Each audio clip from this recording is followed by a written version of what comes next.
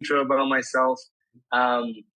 About 10 years ago, I dropped out of high school, got the Teal Fellowship, moved to San Francisco, and built one of the very first marketplaces on the App Store. So that was around 2012, 2011. And it was one of the early marketplaces where you could buy and sell new stuff on a mobile app. It was cool at the time. Yeah. And it was around the same time Poshmark was getting started. And so we grew that marketplace to about 1 million buyers and sellers very organically. And then it became part of Mercari, essentially, which is a huge marketplace. And then I led product and growth at Mercari. We spent a shit ton of money every month. We grew to about 100 million buyers and sellers. In 2018, we took the company public. And then a couple of years later, my co-founder and I, again, from my first startup, which was the marketplace, decided to start our third company in resale, which is Flip, which, in the last couple of years raised about 15 million, mostly focused on power sellers and allowing power sellers to offer their services to normal people and to businesses, essentially allowing power sellers to offer the service of reselling used goods as a service. And that's a really super quick way to do it. Cool, man. Well, dude, super cool background and, super impressive. So maybe I'll give a bit of context on myself. So, graduated, high school in 2010, didn't drop out, then went to college, kind of took the relatively traditional route, but started 3 companies in college. One was in live streaming, another one was in social commerce. To go work, at Bain & Company, spent some time at a firm called Eniac Ventures afterwards, where I was primarily investing in kind of marketplace and deep tech companies in quantum and AI. And then one of the areas that I actually looked at, one of the theses I looked at there was also the idea of copy from China to the US, really within live, right? And so I had this interest in live streaming as kind of like a way to sell products. Right. And kind of came full circle from my college experience. And then, had it in the back of my mind. And then what ended up happening was like during COVID, I got back into collecting, Pokemon cards. And I joined a Facebook group called the Poke Collectors. And a guy named Kenny Martinez, who was doing something called a rip and ship, which is basically where he gets a pack of unopened cards and he basically has someone pay for the pack and then he'll like rip open the pack on stream. Yeah. Right. And I was like, wow, this is super exciting. Other folks in the chat were super excited about it, but the experience was not super great. And so I was like, we could probably build something a lot better here. Started working on Drip January 2021, with the core goal of really enabling folks like Kenny to earn a living through selling the products that they're passionate about. Launch April 2021. Since then, we've grown our monthly value by over 2,000x. We've raised $30 million in venture capital from leading investors and angels in the Valley. And we're looking forward to kind of growing even bigger. Yeah. Awesome. Well, always good to hear from other people who have kind of, worked on a bunch of things, and each thing they worked on in the past kind of contributed to the next, so to speak. And, excited to talk a little bit more about this. And again, by the way, Chino, any conversation that has me involved is going to include all sorts of controversial shit. So that's great. I love it. Well, no, I think go all in. We're entering the. What's the controversy? Like me up. I'm a relatively non-controversial guy, so. No, I'll be sure to turn anything into a controversy. So yeah, you're good at that. You're really good at to that. Be specific. No, James. So there are some sound bites from our private conversations that I always share. Maybe we'll get to those in a second. But I wanted to loop your guys' intros back into the evolution of this, and feel free to sprinkle in some controversy. So this is personal to me because James. Controversial guy. I'd be I try to stay a little. We'll just blur your face out whenever he says something bad. JAVAUGHN wasn't a part of this at all. He was. Yeah. I think there was just me and Gino on the call. What? Who? Yeah. The voice in the background is he's just in the audience. He's not It was just me and James. We were hacked. We were hacked. Yeah. Correct. Guys, thanks for giving your intros and helping frame the conversation. But what I wanted to get at is what did you see as the evolution? So you guys have clearly been seeing the bleeding edge of e-commerce and selling online for 10 plus years. Where would you put the stake in the ground for what was the old world versus the glimpse into the new worlds that you guys are both building? So with JAVAUGHN, it's live selling, and with James, it's more powering resale. How else would you think about old world versus new world? Yeah, I think that he's going to be able to kind of tell you more about the newer world. I would say I would look at because I think that live streaming is more cutting edge even than traditional resale, so to speak. So I would love to I can tell you that when I came into resale, again, when we say resale, we're talking about people powered buying and selling, right? Buying and selling that's not made by big businesses, but individuals. And I would say that I see it as almost like three phases, where there was resale V1, which was eBay, Craigslist, forums and garage. You could definitely say garage sales were the OGs and so on. But let's say in the recent area, right? In the recent time, you'd say the Facebook groups, the Craigslists, and the eBays of the world. I would say that's like V1, and that was basically the internet, people figuring out that they could chat and pay money and exchange things on the internet. Still a weird concept, right? Not everybody's doing it. Your friends aren't doing it. Still very weird. Maybe you would do it if you're selling your iPhone, but that's it, right? Then resale 2.0 came, which was really when I got started into resale, which was part of the social, mobile, local kind of movement, which again was very sexy. Now when you say it, it's very cheesy, but it was like, oh, this can be on mobile. People can take a photo. This can be more like the normal person, not this computer thing where you have to, know exactly what you're doing. And it's less so advertising based. It's not like you're making an advertisement. It used to be called an ad. You put up an ad.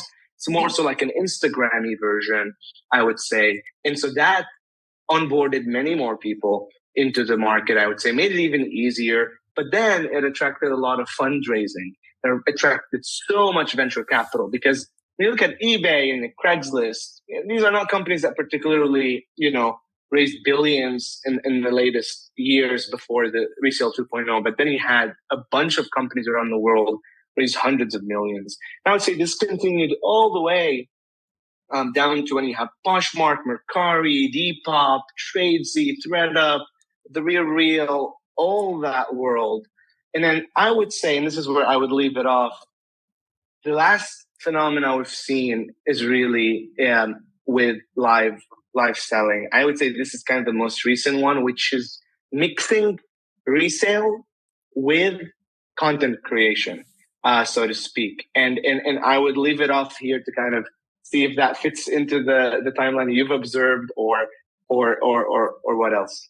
Yeah, I think that was a really great framing, James. I think the way that I usually like to think about it is, it's fairly similar to you, but I like to think about it in terms of just e-commerce itself, right? And so, slightly different framing, but I'll kind of break down how I think about it, right? So I think, I agree there are three phases, right? So I think the first phase is the first cadre of companies are companies like Amazon and eBay, right? And really those were just purely defined by access to the web, right? There was not as much kind of, interaction between the buyer and seller besides the transaction that took place. It was just purely about, hey, let's make this transaction happen on a third-party marketplace that kind of adds a layer of trust onto it.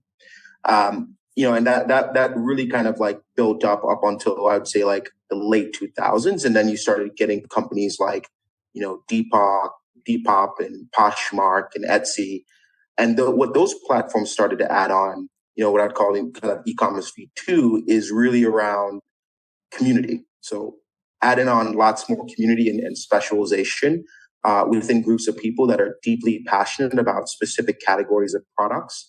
And, not only were they transacting, but they were also like engaging with each other IRL, right? They had like, small meetups, across the country within their communities to really celebrate, not only the products that they're selling, but the actual act of, reselling or just making new products to sell overall.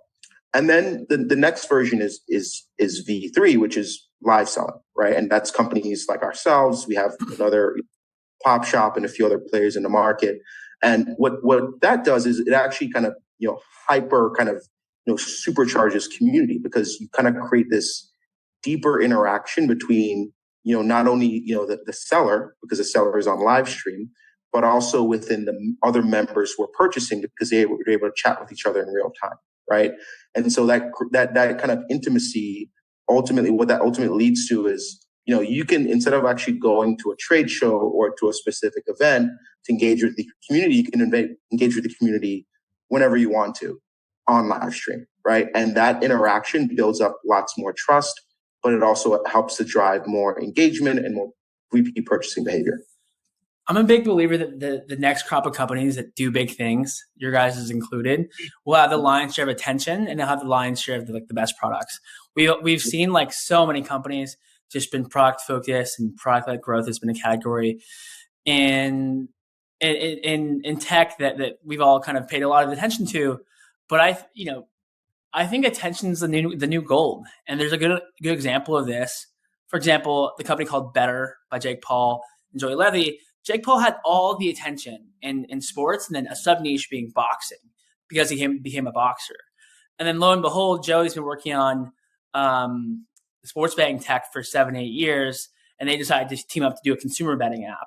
What do you think is the perfect marriage, I guess, in your guys' space between content? Because I know Flip James has creators talking about this. I checked it on YouTube, and product.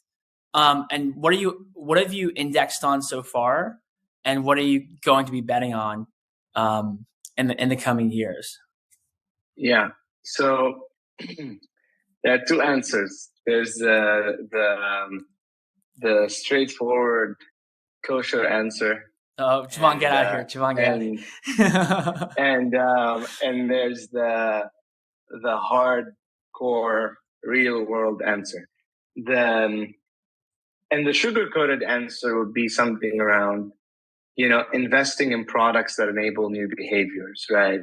Investing in products that add more value to users, in the sense that, now maybe they can browse products in a certain way. Maybe they can have more convenience. So, for example, Flip focuses on convenience instead of everyday people becoming sellers. No, we have stuff, so let's give it to resellers who will then resell it for us, right? Just like you sell your car, you don't go and sell it on the street. You give it to a car dealership, they'll take care of it for you. Same thing with everything else. And so Flip is solving that for consumers and for businesses too, because you have businesses that's sitting on a lot of used goods that they don't know how to move, but resellers can turn any used item into money. And so in many ways, these are new behaviors, right? These are not things we've been doing forever, right? In many ways, but they rely on something intrinsic, which is us trusting other people, for example, to do a better job at something than ourselves. And in the case of live video, it could be something like people want to see the demo. People want to trust the person, not the product, right? They want to trust the person and see them and project on them. But what I would really say in e-commerce, in marketplaces specifically, and that's kind of the more aggressive thing that no one really likes to talk about, is historically looking at this market, the only way to give the most value to end consumers and all participants is to have a huge amount of supply and demand on your platform. There's nothing that's going to change that, right? So we can do all the dancing, we can do all the cool stuff, but what I've seen, and this is a hard truth as a product founder to say, the hard truth is it's companies that raise a shit ton of money and burn a shit ton of money so quickly on acquiring so many buyers and sellers at CACs and LTVs that will never, ever come back. No one's going to make this money back. These are the companies that ended up creating some of the most valuable marketplaces, even if they're being punished now with valuations and everything.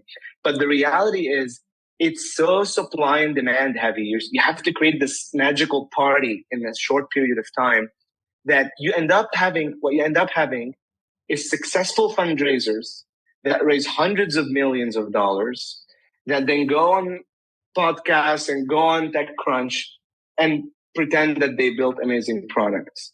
Okay. So this is very important for me to say. I still think that the biggest thing will have to be spending money to grow marketplaces. This is how all marketplaces work, but then no one talks about that. People come and they will talk about how they built this amazing feature or how they built this amazing, thing. But I would say these are the two things. And I'll leave it for our friend.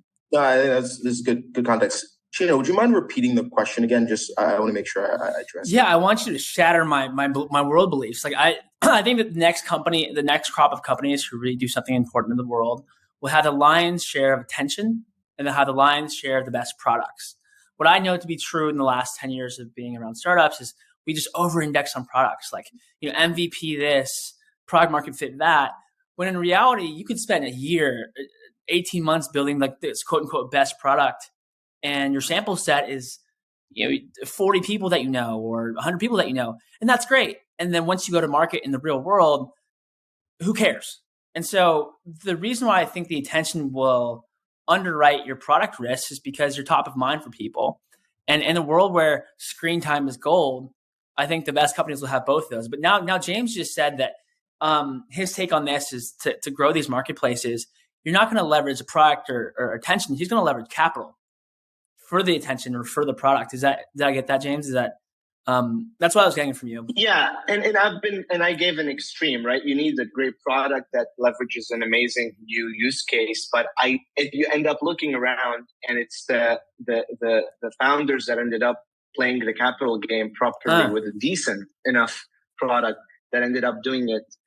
So capital still seems to be the major player. Go ahead. Yeah, for sure. Yeah. So, I mean, I would, so kind of deconstructing what you're saying here and then kind of add to James's point. So, I think first, I fundamentally agree. I think within e-com, the differentiator is going to be attention, right? And it's going to be great content, right? And I think within live selling, what that great content looks like is having access to great supply, right? It could either be, great influencers or great live sellers that can create great content, right? That is a super important thing to get, users onto the platform. Even if they get on, you want them to be sticky. And so that's a super important unlock, is to make sure that you're actually creating really, really great content that then, attracts those eyeballs and retains them over time, right? I think that's a super important thing that's going to continue to be important, within e-commerce. I do, however, I would agree with James's statement around capital being able to unlock value and scale, but I also think that being very thoughtful about, how you leverage that capital to build the right sets of products and features really is a very important unlock as well, right? So, if you just throw capital at just any rinky-dink product without thinking about how you're going to actually retain users and kind of make it sticky, it doesn't really matter. So you have to really, really spend a lot of time thinking about what are those core interactions that are going to make users delighted and come back to your product ultimately, right? And I think that's the most important thing. So it's like, even as a, I'm sure James is a second-time founder, you're thinking about, your product minded, but I'm sure you've built up more go-to-market chops. I was like, by your comment, I was reminded by this tweet I saw by Nikita Bhattar, the guy who started Gas, right? And I'll share my screen with you. But what he's basically saying is like, for Gas, I've spent, 10% of my time on developing the core polling experience and 90% on the friend finder, which is a core growth mechanism, right? And he's actually he's not raising the capital to do this, right? He's just really invested in a really delightful core product experience and then figured out how to unlock a tremendous amount of growth, viral growth for it as well. It also sounds like it depends on the company or the entity as well. I mean, his thing is consumer app. What you guys are doing is essentially B2B2C. Or JAVAUGHN, are you more B2B or are you B2B2C or B2C? We're B2B2C. Got it. Classify.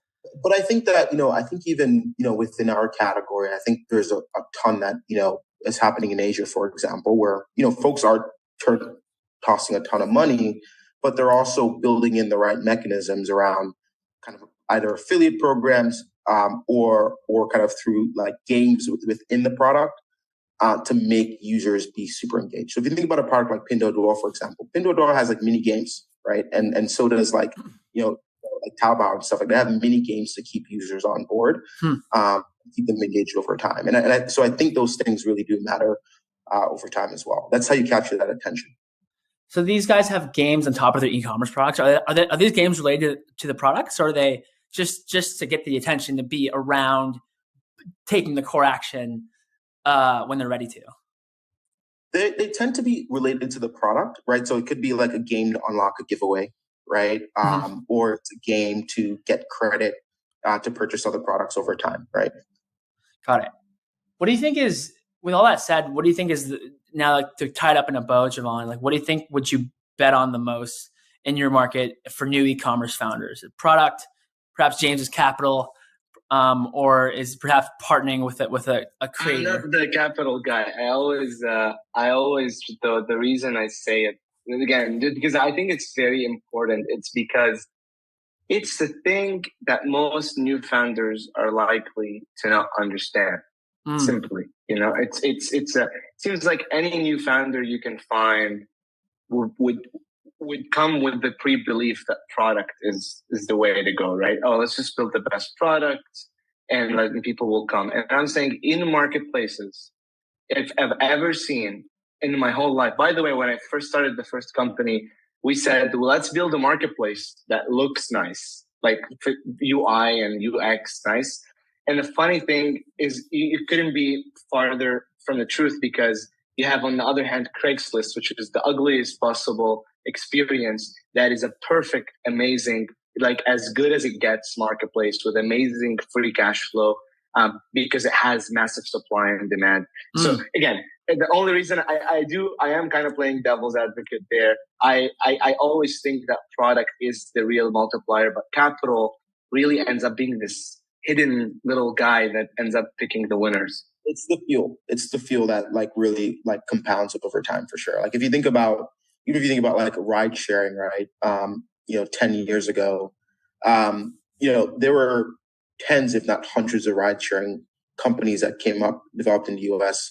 And, the only reason why, Uber and Lyft were able to kind of rise above the rest was because those founders, were in Silicon Valley. They had access to tons of capital. And so they were able to actually invest in growing those marketplaces over time. And so capital, once you're building a great product, capital can become a really, really great multiplier. But there are other products where, if you put capital in, it actually doesn't matter. Like there are tons of totally with that as well.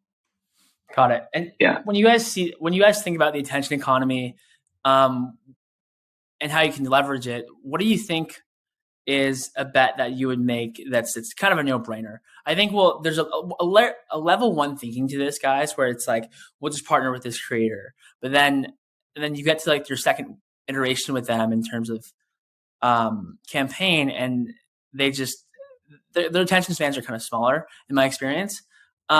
How do you think a founder, or how are you thinking about leveraging content or attention in the future? Like maybe 15 years ago it was blogs, or maybe 10 years ago it was just dumping a bunch of money into Facebook ads.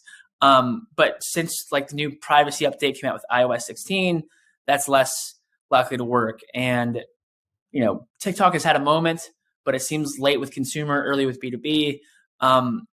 What's a good bet you guys think for attention? That's an interesting question. And maybe some kind of trade secrets, but I think that I think for at least video commerce, right? I think what really, really helps us all, I think it's first and foremost, really great content, right? And you can define great content by having, a great creator, right? That already knows how to create, awesome content. And the content doesn't need to be like super high production value. It could be authentic, right?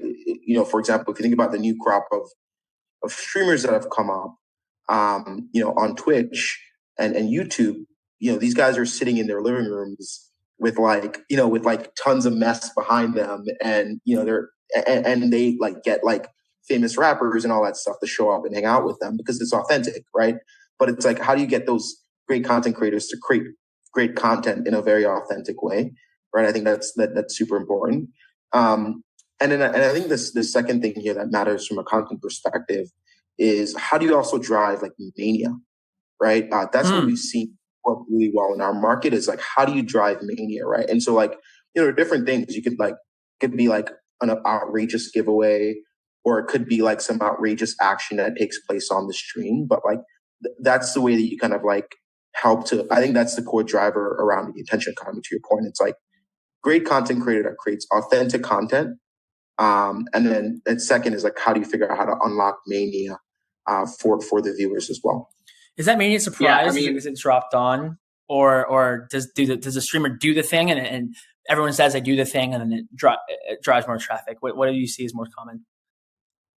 I think it's they do the thing and it drives more traffic, right? And obviously you figure out like how some of the best streamers, what they do is like they'll do something really wild and crazy, and after building up a really good parasocial relationship with their communities, they'll do something wild and crazy, and then they'll like figure out ways to incentivize your communities to like take action to boost them in the algorithms that they're in, right? So it could be like like one of the common behaviors I've seen with streamers and other platforms, and mind you, I'm tracking this because it's super important for live selling, is a live streamer would be like, they start the day, just be like, hey guys, how's it going? Ask everyone how they're doing to keep them engaged.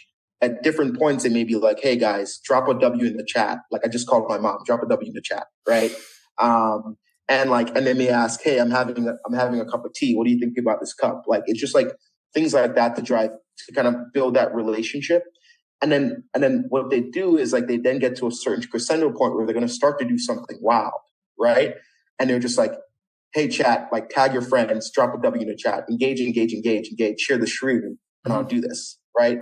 And a lot of them, what they do is they'll also like, I think what's interesting is like a lot of them will actually have like a viewer goal or a subscriber goal on their streams, right? And again, it like kind of says, hey, we're actually building this together, right?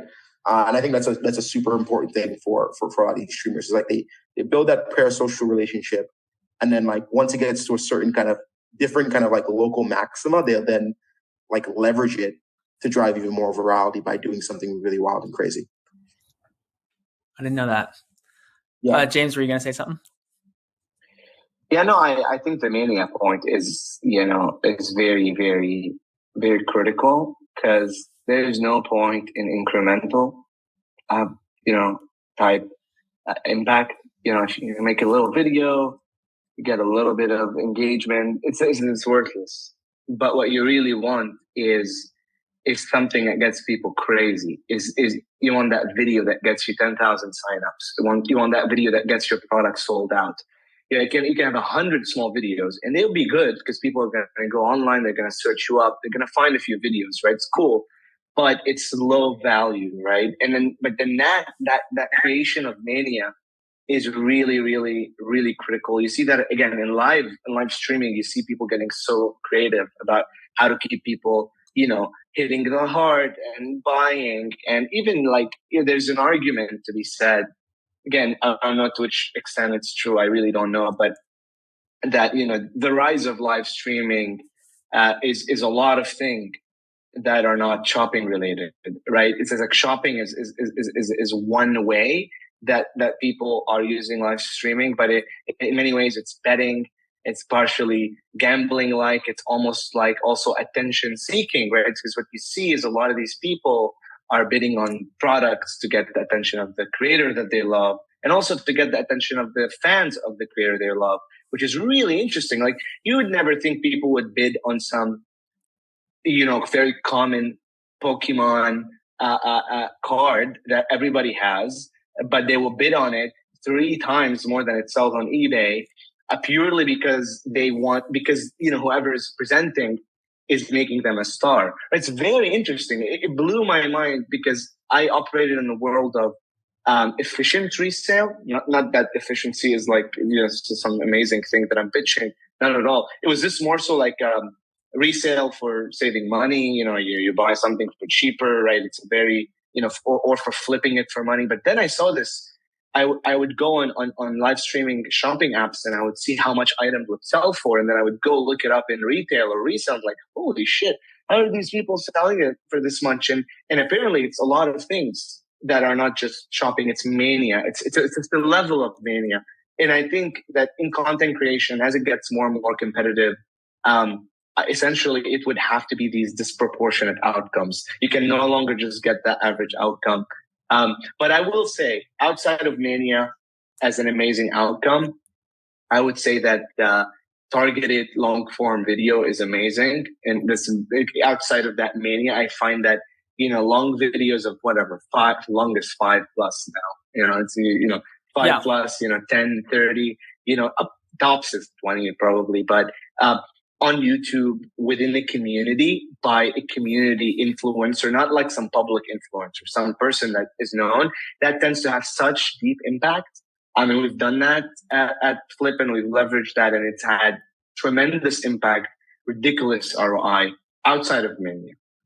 Yeah, that's super insightful points there, James. And, I'll actually kind of, touch on even, your point on mania to give, some somewhat specific examples. So some of the biggest sellers on our platform, literally they do the vast majority of the stream, like 90% of the stream is actually doing ridiculous acts before the selling actually takes place. So like dressing up, dancing around or something like that, right? And then the other core thing that we've seen within our core categories, which is like trading cards, sports cards, comics, etc., is there's actually mania built in, right? And the mania built in is like you rip a pack of cards and like could you get a really, really valuable hit? Like that's built-in mania that for this category to actually scale. One of the things we're going to need to think about is like how do you actually kind of build in that mania across other products like vintage teas or crystals or something like that over time.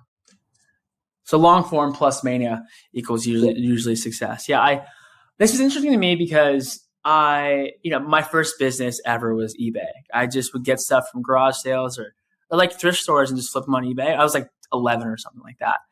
And it just never became how I sold those is I just stuffed the keywords. And so like the intention was there in terms of the intention to the product.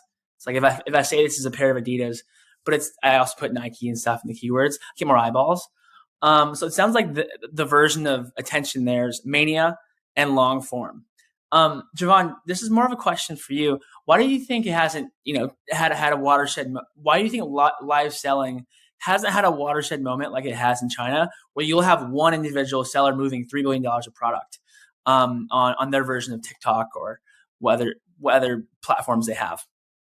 Yeah. So, I mean, I think it's, it's for a combination of reasons, but the way I'll talk about it is I'll talk about why I think it's worked in China and then what I think will make it work in the US, right? So I think the reason why live selling has worked really well in China is really because of, a few things. So number one, they're mobile first as a society, right? And in some ways they probably, they've gone from desktop to just mobile. The second thing though is that it's an upwardly mobile society, right? In the last, maybe, I'm sure the market has changed there a little bit, but, in the last like 5 years or so, you had people from tier 2 and tier 3 and tier 4 cities that were experiencing tremendous amounts of economic mobility. And as a result of that, as anyone who experiences that, they start to aspire for other products, from tier 1 cities. And I think that's what actually helped to spur that interest in live streams purchasing, is because they saw they see an influencer who lives in Beijing or lives in Shanghai and they have this product. They want to buy it because it gives them social capital as a part of their upward mobility, right? I think that's what's really, really spurred it. In addition to the fact that they just have so much people, right? I think part of one of the advantages that China has is because they have so much people, any consumer product that they could build, you get a lot more revs. You just get so much more reps on any product that you want to build there because you're not only going after a larger consumer base, but it's a consumer base that, again, that is like highly upwardly mobile, right? And part of that upward mobility is not only having access to more money, but it's like having access to be able to buy more products. It's even having access to more information, right? There's like this interesting study that this is a slight aside, but like this interesting study that Kai-Fu Lee did in this book. He wrote about it in this book called I think a book about AI Superpowers. It's the name of the book. And he talked about when he was at Google, he did this study where he basically looked at, he had US consumers and Chinese consumers do the same Google search. And then he did like a heat graph to see what was the clicking behavior, right? For the US consumers, the clicking behavior was always on top. It was just like the first result. Yeah. For Chinese, it's everything, right? And part of the reason why they did that was because it was like they traditionally have not been able to access this amount of information, much technology, right? And so that there's that interesting passion that's happened there. So I think in the US context, I think there was the upward mobility that happened with the baby boomers. And I think that spurned platforms like QVC, like HSN, back then, right? And I think that was OG live shopping in the US that's it's existed in many forms. And in fact, they were selling sports cards and Pokemon cards in the 90s on this format as well, right? But I don't think the US economy has experienced the level of upward mobility, the average consumer here, that they experienced in China, right? But I think what the unlock is for live shopping here is really around community, right? So I think within the US, there are tons of people who have, over the last few decades have built up deep passions for specific products that they're collecting or they're buying, like trading cards, like crystals, like crafts, etc. And within those communities, I think that's where you'll kind of see a big unlock for live shopping. Got it. So it sounds like a macro thing. James, you want to add to that?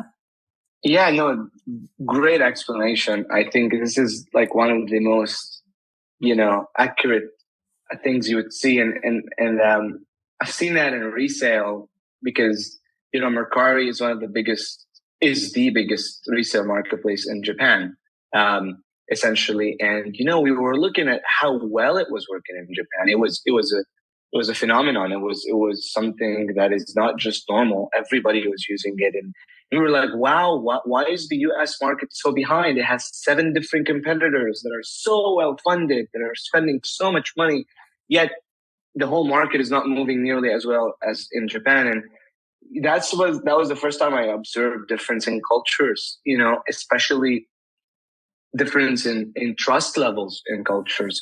For example, in Japan, there was a super high trust. So resale and buying and selling was so easy. We barely had any fraud in Japan. Can you imagine?